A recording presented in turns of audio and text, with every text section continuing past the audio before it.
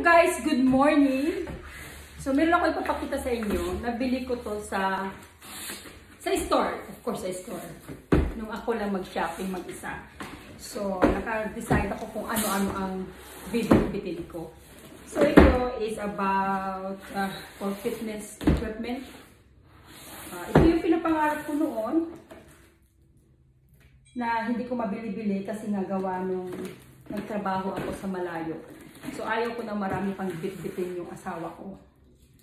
So pasensya na guys ang aking boses hinihingal kasi nagsasaya ako ng TikTok, nagulahok ako. So natural lang siguro pag hinihingal tayo. So ito na siya guys. Oh. Yan, ganito siya kaganda. So